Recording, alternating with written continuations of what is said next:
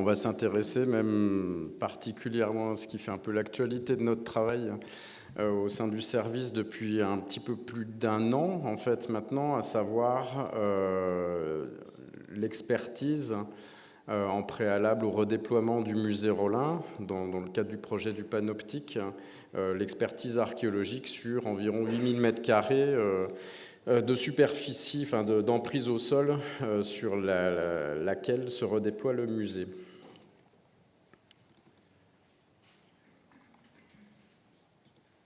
Alors, donc ce sont des premiers résultats liés à ce qu'on appelle un diagnostic, c'est-à-dire une expertise préalable. Voilà, donc c'est une communication qui a été préparée avec ma collègue Clarisse Couder, qui ne peut pas être là, je parle en son nom également, en fait, qui a co-dirigé avec moi ce diagnostic. Voilà, ce sont les premiers résultats qu'on a essayé de regrouper par grande phase chronologique.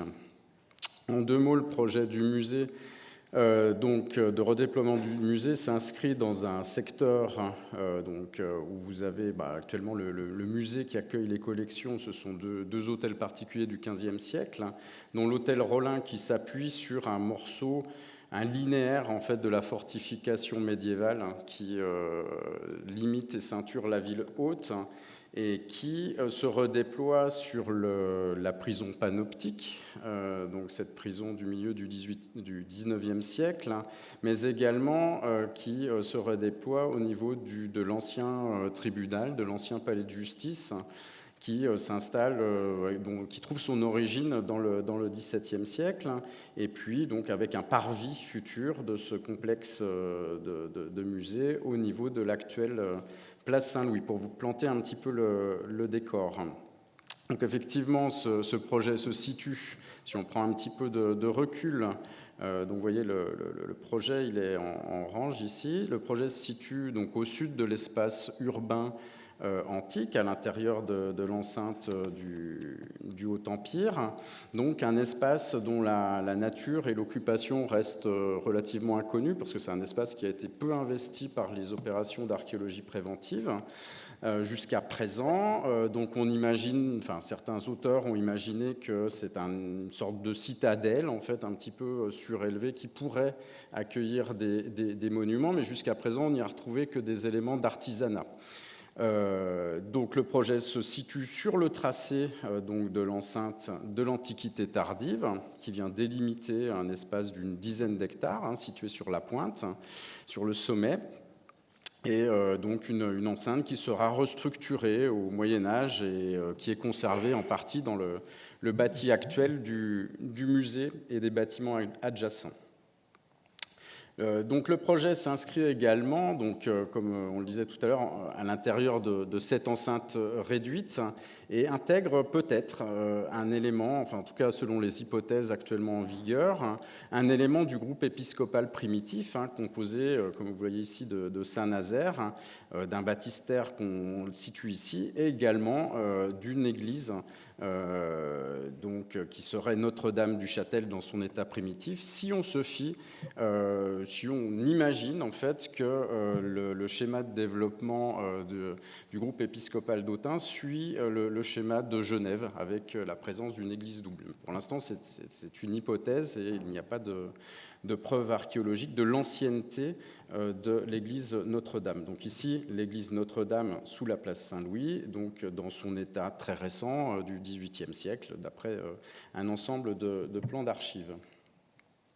Donc, comme on le disait, le projet se situe à l'intérieur de l'enceinte d'origine médiévale. Ça intègre un tronçon de courtine et du système de porterie du XIIe siècle, que vous connaissez très bien au niveau de la rue des Bancs, et puis intègre les hôtels particuliers Rollin et Lacôme, qui accueillent actuellement les collections du musée. Alors, ce sont des hôtels particuliers du XVe siècle qui s'installent à l'emplacement de maisons du XIIIe siècle. C'est assez bien documenté par les sources. Donc, on a pu caractériser certains vestiges. Et ça intègre également un bâtiment qui restait un petit peu mal connu, méconnu, connu également par les sources, qui est nommé le donjon, qui serait conservé à l'emplacement de l'hôtel Lacôme. Le projet intègre également donc, la prison panoptique, donc, qui fait, elle, dont je n'en parlerai pas, il y aura une communication sur les résultats de l'intervention en cours de Clarisse Couder sur le bâti, et notamment sur l'étude des graffitis de prisonniers. Donc ça, l'étude est encore en cours. Il y aura certainement une présentation de ces résultats à la prochaine journée archéologique.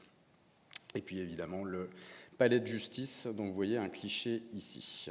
Donc la prison s'installe elle-même à l'emplacement d'une maison canoniale, donc, qui a été rasée et dont on connaît une bonne description.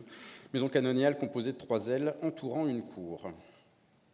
Alors, pour parler du diagnostic, donc c'est un diagnostic que le service archéologique a réalisé en collaboration avec l'INRAP, notamment pour un ensemble d'études spécialisées et également, en ce qui concerne le terrain, pour la partie anthropologie. Comme je le disais tout à l'heure, l'assiette de prescription, c'est 7276 mètres carrés, des espaces extrêmement imbriqués les uns les autres, donc pour notamment réaliser des sondages sédimentaires, une certaine difficulté d'intervention. Donc c'est pour ça qu'on l'a subdivisé en plusieurs tranches d'intervention. Donc là, ce qu'on va vous présenter, c'est la première phase d'intervention qui a été divisée en 11 tranches successives qui ont été réalisées donc, de septembre 2020 à janvier 2021. Et donc parmi ces 11 tranches, 9 tranches de diagnostic sédimentaire avec un total de 32 sondages et de 580 mètres carrés d'ouverture. Voilà. Et puis le reste étant des tranches dédiées pour certains bâtiments à l'étude et l'expertise du bâti, donc notamment sur les caves de l'hôtel Rollin, l'inventaire des espaces Rollin-Lacôme, le sous-sol de la prison et puis le palais de justice. Les phases postérieures, donc comme je vous le disais, c'est la prison, donc l'étude actuellement en cours, avec un rendu de l'expertise dans le courant du mois de janvier 2022, et puis une phase d'intervention sédimentaire qu'on a repoussée puisqu'il fallait démolir un ensemble de bâtiments pour intervenir et dont le rapport est en cours de rédaction. Alors, du coup, je vais vous présenter un petit peu par grande phase chronologique les principaux résultats. Tout d'abord, le Haut-Empire. Donc, on se rencontre ici, donc là, vous voyez en jaune, le tracé des voies, des rues qui se coupent à Autun à angle droit. Donc, on se rend compte effectivement qu'une des rues a donné naissance ici à la rue des Bancs et que le projet s'inscrit donc au cœur même d'un îlot antique. Donc qui subit en fait un certain nombre de dénivelés qui visiblement s'inscrivent dans le temps long et des dénivelés importants sur lesquels vont s'appuyer les enceintes successives, certainement. Donc le cardo qui du coup a donné, voilà, il y a une pérennité en fait de tracé au niveau de ce cardo qui a donné naissance à la rue des Bancs et puis un ensemble dans l'environnement proche en fait du musée, notamment sous le lutrin, un ensemble d'interventions archéologiques ont montré que cette succession chronologique entre l'Antiquité et le Moyen-Âge. Au niveau structurel, donc, on a pu mettre en évidence dans l'un des sondages une maçonnerie très large, très importante, qui reste encore un petit peu plus de 1,50 m de largeur, antique, qui est prise dans un remblai très compact avec du mobilier du 2e et 3e siècle et qui nous pose question, parce que pour l'Antiquité, ce sont des petites fenêtres d'intervention. On est très certainement au niveau d'un dispositif de soutènement en fait, de l'époque antique qui se situe à proximité immédiate du tracé présumé de l'enceinte réduite. Donc l'hypothèse, voilà, ces premiers éléments montrent que l'enceinte tardive s'appuie peut-être certainement sur déjà une mise en place, une mise en forme en fait, d'un paysage très accidenté avec des murs de soutènement et de terrasses présents anciennement. Alors on ne peut pas exclure cependant la présence, l'existence d'un bâtiment avec des murs très larges, peut-être d'un monument. Ça sera à définir si jamais il y a des interventions postérieures. D'autres interventions, d'autres sondages ont montré en fait la présence de portiques, donc de ces fondations de murs bahus avec des piles de fondations de colonnades à 2 endroits différents qui sont évidemment reconnus dans des petites fenêtres. Donc ici, première fenêtre dans les caves de l'hôtel Lacôme, donc avec un mur qui se recoupe à angle droit, et puis effectivement ici des piles de fondations qui réemploient des blocs quadrangulaires en grès, donc portiques dont la nature reste indéterminée. Et puis à l'opposé, à l'ouest, effectivement, un mur portique à côté de la prison panoptique, dans les jardins de la prison panoptique, avec là aussi également un mur bahut, et puis le réemploi d'une base de colonnes attique en marbre, donc évidemment une petite fenêtre et une nature, évidemment une fonction difficile à préciser qui peut être soit monumentale, soit être en lien avec un portique peut-être de maisons de domus au niveau d'un péristyle. C'est difficile de préciser. En tout cas, nous ne sommes pas sur des portiques de bord de voie, puisqu'on se situe, ce qu'on retrouve très fréquemment à Autun, puisqu'on se situe à l'intérieur et au cœur d'un îlot. Pour l'Antiquité tardive, donc évidemment, l'un des points très intéressants a été de reconnaître à plusieurs endroits le tracé et les vestiges de l'enceinte réduite, notamment au niveau de la prison, donc dans les sous-sols, à l'aplomb de la rotonde. On a pu découvrir donc l'endroit où l'enceinte réduite subit un point d'inflexion assez net. Donc voilà, les vestiges ont été repérés à quelques centimètres sous le sol en terre battue et qui ont livré, ça a été très intéressant, malgré une petite fenêtre, ça nous a livré des premiers éléments de stratigraphie relative, puisqu'en fait cette enceinte peine encore à être caractérisée au niveau de la chronologie. Donc là on a un terminus postquem, un 2e, 3e siècle, puisque elle recoupe des niveaux de cette période-là, et un terminus antequem de l'époque carolingienne. Donc on se situe quand même dans une fourchette qui est compatible avec l'Antiquité tardive et le début du IVe siècle, ce qui est la datation envisagée pour sa mise en place. Un autre endroit où nous l'avons repéré, effectivement, donc un petit peu plus à l'est, mais elle est tout à fait donc à côté du pavillon du gardien de la prison. Mais ce sont des vestiges, comme vous le voyez. Voilà, on a un blocage ici, on a la limite de parement qui se situe dans le tracé envisagé de la fortification, qui va se confondre certainement avec la façade du tribunal, mais on voit qu'elle est complètement imbriquée et intriquée dans les infrastructures beaucoup plus récentes. En revanche, beaucoup plus intéressant, effectivement à l'ouest du projet, puisque la courtine est visiblement et manifestement conservée en élévation, puisque du coup, elle a été remise à profit pour la mise en place de caves qui ont profité du dénivelé pour s'installer.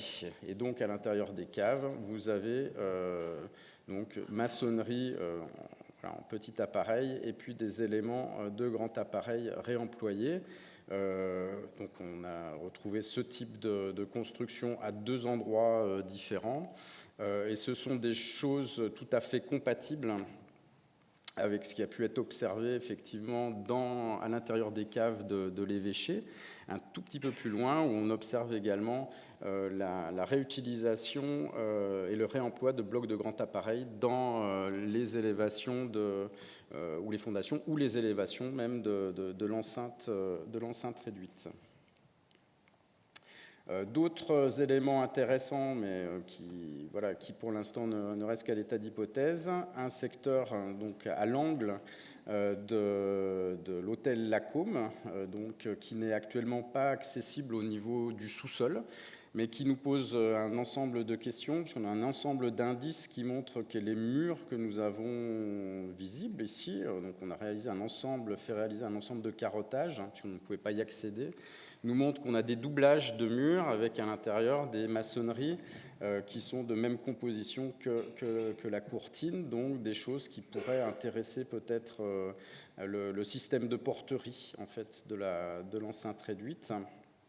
C'est le cas également à l'intérieur d'une des caves accessibles sous l'hôtel Rollin. Donc ici, où vous avez des décrochés qui sont situés à la même altitude que les blocs de grand appareil que vous avez vus tout à l'heure et qui pourraient effectivement ici être en lien avec le système de porterie tel que envisagé par Berthollet, hypothèse reprise par Michel Kasprick récemment. Voilà. Donc ici, là, des choses un petit peu difficiles d'accès et bon, qui nous posent un ensemble d'interrogations, porterie, tour à définir. En ce qui concerne l'occupation à l'intérieur de l'espace circonscrit par l'enceinte réduite, donc la cour de l'hôtel Lacôme est très intéressante puisque du coup elle nous a livré un ensemble d'infrastructures avec des sols en béton de Tuileau, peut-être un bassin ou des vestiges d'habitat sur Hippocauste. Donc ici, là, vous voyez donc des choses qui sont pas très, pas très profondes, hein, qui sont vraiment directement sous les 10 cm de gravier actuel, où vous avez en fait des systèmes de maçonnerie avec de l'enduit de Tuileau sur la maçonnerie et sur le sol. Donc, bassin, point d'interrogation, plus vraisemblablement Hippocauste. En tout cas, on a pu réaliser des datations radiocarbone, donc dans le cœur en fait de la maçonnerie, qui nous livre une datation de la seconde moitié du 3e, 4e siècle, donc pour la mise en place de l'infrastructure. Et au niveau de l'enduit, nous avons réalisé une autre datation radiocarbone qui nous livre une date un peu plus récente, qui pourrait peut-être caractériser en fait une réfection au 5e siècle et début du 6e siècle. On se rend compte par la géophysique et par un ensemble de petits sondages que l'espace est vraiment très densément occupé par un ensemble de murs et de lambeaux de sol en béton de Tuileau. Donc une zone très sensible et très riche en informations pour ces périodes-là.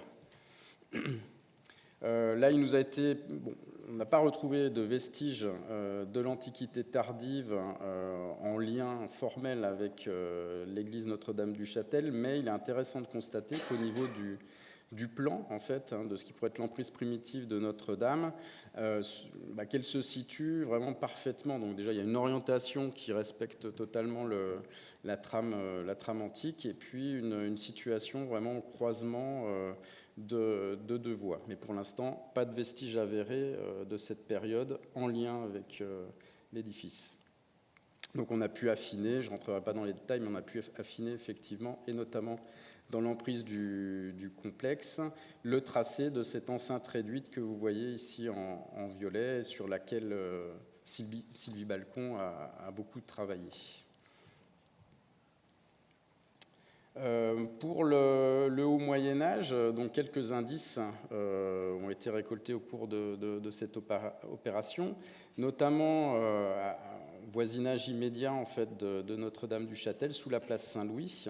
Donc en l'occurrence, voilà, un sondage mené au niveau de l'église a permis de retrouver une maçonnerie très profondément enfouie, en fait, en tout cas sous les niveaux de démolition et de destruction du XVIIIe siècle. La nature exacte en fait, de sa relation avec l'église reste inconnue. Vous voyez que c'est une maçonnerie qui est très large, très soignée, qui s'implante donc notamment dans les niveaux de terre noire et qui a bénéficié également donc d'une datation radiocarbone dans les mortiers au cœur de la maçonnerie, en fait, qui livre une date de la seconde moitié du VIe siècle et de la première moitié du VIIe. Donc élément très ancien, mais pour l'instant qu'on ne peut pas formellement mettre en relation avec Notre-Dame. On aurait même plutôt tendance à la placer antérieurement.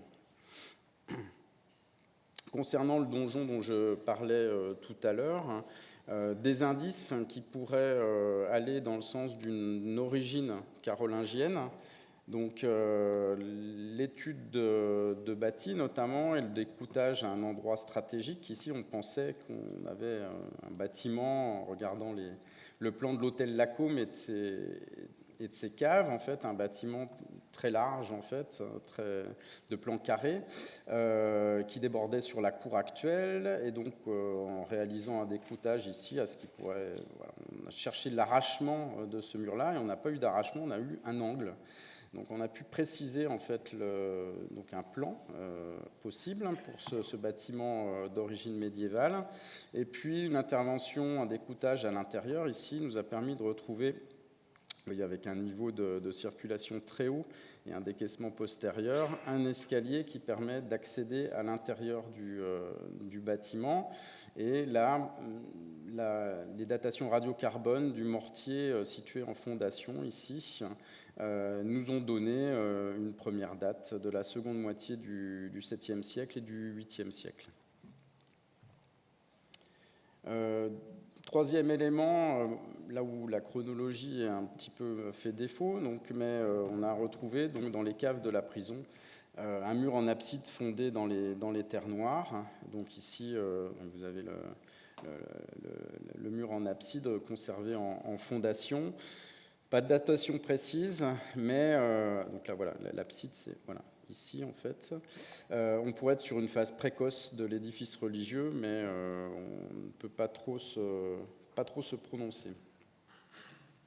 Pour l'époque médiévale, donc l'attention a porté sur le secteur situé en face, effectivement, de l'entrée de la prison et puis de la future entrée du musée, et a permis donc de recaler notamment le plan de Notre-Dame du Châtel, et puis de mettre en évidence un ensemble de maçonnerie, et notamment un ensemble de caveaux et de maçonnerie plus difficile à caractériser, qui s'imbriquent et s'appuient les uns les autres avec une chronologie relative. Et pour les éléments les plus anciens, que vous avez en fait ici et ici, on a une chronologie qui s'inscrit dans la fin du Xe siècle et la première moitié du XIe. Donc pour l'instant, ce sont les éléments directement en lien avec l'église Notre-Dame qui sont les plus anciens avérés sur l'opération, sachant que les sources actuelles placent les premières sources qui citent Notre-Dame du Châtel datent du XIIIe siècle. Donc là, on sait que du coup, les maçonneries les plus anciennes dans l'endroit de notre sondage remonte à la fin du Xe siècle et la première moitié du XIe. On verra que ce sont une chronologie qui est compatible avec l'émergence des premières sépultures du cimetière paroissial. Donc voici notamment en fait ce qui semble être un caveau ici, que vous avez en partie conservé sous la berme, qui a conservé certainement en partie son système de couverture, et qui initialement, voilà, l'accès devait se faire par cette sorte de porte en fait, qui a été bouchée dans un second temps. Donc un accès ici et un caveau situé donc dans le cœur de l'église. Donc, on parlait du cimetière paroissial, on a pu réaliser donc, une coupe verticale à l'intérieur de l'espace du cimetière, et en datant un ensemble de sépultures retrouvées en stratigraphie. Il se trouve, alors à part cette sépulture, enfin cette réduction-là qui est venue postérieurement recouper tout ça au XVe siècle, on a donc ici donc 3 sépultures qui nous donnent un peu une chronologie approximative de l'occupation, avec pour la sépulture la plus ancienne retrouvée, donc cette chronologie, 11e, première moitié 12e siècle, tombe du fin 13e, 14e, voilà, au milieu de la stratigraphie, tombe du 15e, donc contemporaine de cette réduction-là, en fait, en partie supérieure de la stratigraphie, et puis effectivement le reste du cimetière dégagé en plan sur une fenêtre nous offre des sépultures du 17e. Donc voilà, pour l'instant, la chronologie, c'est 11e, 17e. Donc 2,20 m d'épaisseur. Au nord de l'église, une petite zone funéraire, mais qui va changer de modalité d'occupation rapidement, en fait. Donc des vestiges funéraires du XIe, qui pourraient, avec un point d'interrogation et des guillemets, selon l'hypothèse de Carole Fossurier, peut-être permettre de réfléchir à la proximité éventuelle d'un établissement hospitalier. Effectivement, on a des individus atteints de tuberculose et d'un ensemble, pour l'un d'entre eux, d'autres pathologies liées à de mauvaises conditions de vie. Et comme je disais tout à l'heure, c'est un espace, contrairement à l'espace du cimetière paroissial, qui va très rapidement en fait, changer de vocation et accueillir un habitat, et notamment la maison canoniale, rasée pour l'édification de la prison. Donc on observe que ici, à cet endroit-là, en datant certains enduits de l'enceinte réduite, qu'on a une réfection de cette enceinte au cours du XIe siècle, donc enceinte qui ne se situe pas très loin effectivement de l'église Notre-Dame, et une extension de la surface enclose au XIIe siècle avec la construction d'une nouvelle porterie. Donc je vous redonne l'image donc de la courtine et de l'une des deux tours d'entrée à l'intérieur de l'enceinte réduite, donc courtine sur laquelle s'appuie, je le rappelle, l'hôtel Rollin. Donc on a pu mettre en évidence des vestiges de l'habitat du XIIIe siècle, rasé par Nicolas Rollin pour l'édification de ses hôtels particuliers, notamment la cave voûtée d'ogives de l'hôtel Lacombe donnant sur la rue des Bancs, et qui notamment un décor de qualité. Déjà, les tours voûtées d'ogives sont assez rares pour cette période-là. Et ici, vous voyez un culot donc décoré d'un visage, et puis donc le pilier central, très beau traitement du pilier central qui accueille les retombées des voûtes. Donc là aussi, on a pu procéder à une datation radiocarbone du mortier des murs originels de cette cave, qui fournissent une datation dans le plein XIIIe siècle, entre 1214 et 1280, qui montre que les hypothèses, notamment d'Amélie Béguin, qui avait travaillé sur l'habitat de la ville haute, étaient tout à fait justifiées. 3 minutes. Ok. Bon, je vais un peu accélérer. Donc, du coup, parce que c'était 30 minutes. Hein, ok. Oh, je suis désolé. Donc, l'habitat du XIIIe a été rasé par Nicolas Rollin. On en a retrouvé quelques vestiges à la fois dans les cours, donc par le biais notamment d'un système de maçonnerie, et les caves actuelles en fait des hôtels Rollin les caves actuelles sont les vestiges de ces maisons qui ont été réemployées pour accueillir les infrastructures plus récentes. C'est le cas également au niveau de la cave bureau, qui du coup est relatif à une maison anciennement rasée. Pour l'époque moderne, donc, on a pu mettre en évidence une réfection qui reste encore, dont l'ampleur reste un petit peu à définir, une réfection tardive du système de fortification, donc a priori au XVIe siècle. Donc là, une photographie qui nous montre effectivement, là, vous avez l'hôtel Rollin, donc avec la courtine d'origine, et puis ici, vous voyez une tour, et puis un tracé un petit peu accidenté en fait de cette courtine qui pourrait avoir été refaite au XVIe siècle, pour des raisons qui nous échappent, et de manière assez massive. Et on va retrouver ici le tracé originel de l'enceinte. Donc on a pu le mettre en évidence, notamment tracé refait avec une courtine très peu large, de 90 cm à 1 mètre de largeur, et les vestiges originels de la courtine, beaucoup plus massifs, qui vont mesurer jusqu'à 2 mètres de large.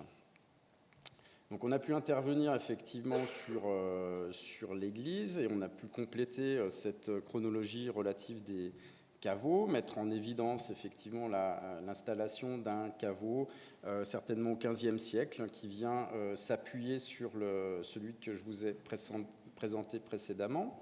On a pu intervenir et faire un test en fait de fouille à l'intérieur de ce caveau, qui a montré la présence d'un individu dans les vestiges les plus anciens a priori en place, donc qui bénéficie d'une datation radiocarbone, donc dans la première moitié du XVe siècle, et qui a priori possédait des éperons-pieds qui, d'un point de vue de la chronologie, sont compatibles avec une datation dans le courant du XVe siècle. Par la suite, ces vestiges sont scellés par un horizon riche en ossements, désorganisés, volontairement regroupés, notamment les crânes, qui sont regroupés dans les coins du caveau. Le nombre minimum d'individus donc est de 5 pour la plupart des ossements et peut monter à 10 pour les crânes. Donc, ça montre un choix en fait au niveau de la gestion des ossements. Et ce qui était intéressant, c'est de retrouver les vestiges d'une chasse reliquaire en plomb. Voilà, proposition de schéma évolutif effectivement de Notre-Dame. Donc le donjon, cette abside que nous avons retrouvée qui pourrait être une phase précoce de l'église, mais ce n'est pas très clair. Donc la partie primitive, fin 10e, début 11e, et puis l'extension ici au 15e siècle. Très rapidement, donc les vestiges du cimetière paroissial, donc, qui vous voyez à fleur en fait, sous le sol actuel de la place. Donc, la fenêtre a été ouverte sur 19 individus, donc caractéristique de ce type de cimetière. Donc, les cercueils et les linceuls coexistent, dont les linceuls à manches. Voilà ce qu'on peut en dire. Et ce qui était très intéressant, c'est de mettre en évidence des fosses de réduction particulières qui sont certainement liées à la vidange de caveaux. Effectivement, sur ces quelques tests réalisés, on relève, Carole Fossurier a pu mettre en évidence la présence de tout petits os, dont des os de fœtus, car certainement l'espace où on les a prélevés était très bien circonscrit. Très rapidement, sur les hôtels Rollin et Lacombe, on a pu découvrir donc deux puits dans chacune des cours, dont un puits dans la cour de l'hôtel Lacombe, actuellement en eau, de 26 mètres de profondeur et cuvelé avec de grands moellons rectangulaires. Ce n'est pas un puits antique, on n'a pas pu le dater, mais il pourrait relever de l'époque médiévale, voire être contemporain de l'hôtel. Et je crois que je vais m'arrêter avec ça. Effectivement, il était très intéressant de retrouver les vestiges de la fameuse maison canoniale détruite pour la construction de la prison. Donc un habitat composé de 3 ailes orientées sur cour. Donc là, voilà une photo effectivement des vestiges. Et vous reconnaissez ici les vestiges donc au niveau de la cour d'une tourelle d'escalier à vis qui est tout à fait sur le même plan que celle de l'hôtel Rollin, situé à proximité. Je vous remercie. Je remercie toute mon équipe et tous les agents de l'INRAP qui ont pu participer effectivement à l'opération pour l'anthropologie ou les spécialités. Et puis, je vous remercie de votre attention. Merci de m'avoir suivi pendant 30 minutes.